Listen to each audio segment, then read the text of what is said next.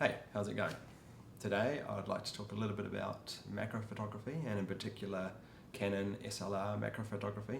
Two lenses we're going to be looking at today. The first one being the Canon EF-S 60mm and the other one being the recently released Canon 100mm IS. I'm also going to touch on extension tubes as well and what can be achieved with these on a regular lens. So let's get started. So here's a few photos that I've taken with my macro lenses. And what I love about macro photography is that you can really get up a lot closer than you can with a regular lens.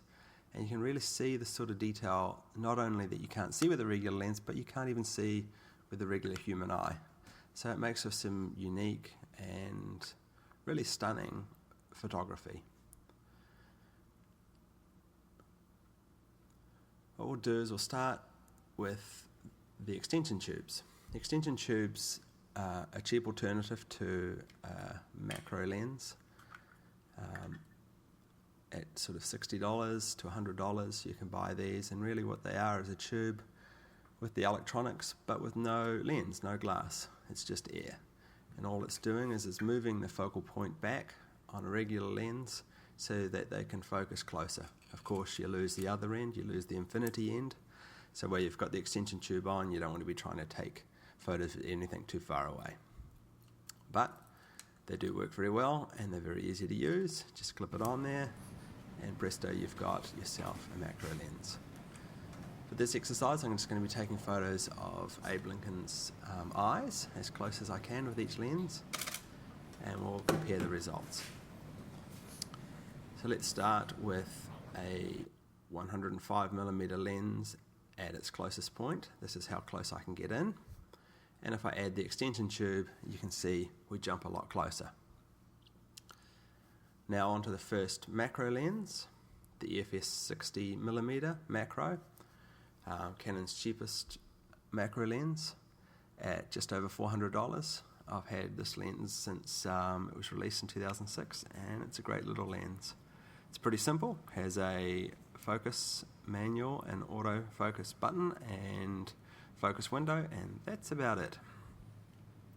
It's nice and small, it's nice and light, and it focuses very, very quickly. Got a bit of crap on the screen there. Okay, let's get down and take some photos of Abe's eyes.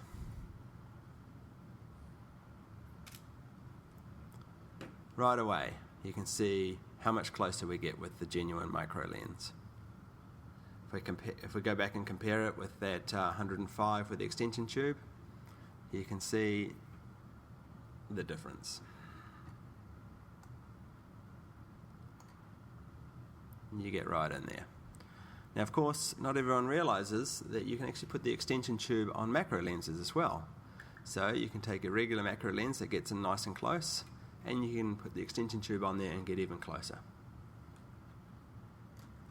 So we'll do that now. We'll fit the 60mm with the extension tube. You can see I can sneak in there a little closer. And the results are even closer to Abe's eyes. You can see the dots. Next up, we'll have a look at the next one up in the range, the fairly recently released 100mm, which is almost twice as heavy, but does include this fantastic hybrid image stabilizer, which allows both horizontal, vertical, and the forward and back as well. There's a lot more buttons. You can set the focus distance, auto and manual focus, and of course that fantastic stabilizer on and off. This is also a very sharp lens, so it can be used as a regular 100mm lens as well.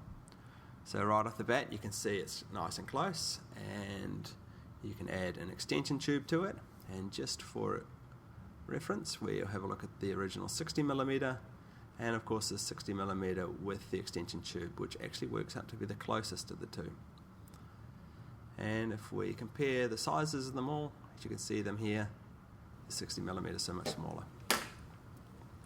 So in conclusion, really, both these lenses, the 100 and the 60mm, really do much the same thing. Obviously, if you've got a full frame camera, the 100mm is going to be your choice, simply because that's what's going to fit your camera as opposed to an EF-S lens. But really, when I'm taking photos, I tend to pick the smaller, cheaper lens more often than the bigger, more expensive one. It does the same thing. It's a little lighter to hold, it's very fast focusing, and it does everything I need. So even though I own both lenses, this is the one I use the most, and this is the one I'd recommend. And frankly, if you're looking to buy a macro lens, this one, as I said before, $400, this one $1,000. They both do much the same job. I recommend this one over the fancier, more expensive $1,000 model, simply because it does the same job. I hope this has been useful to you, and I'll see you in my next video. Thank you.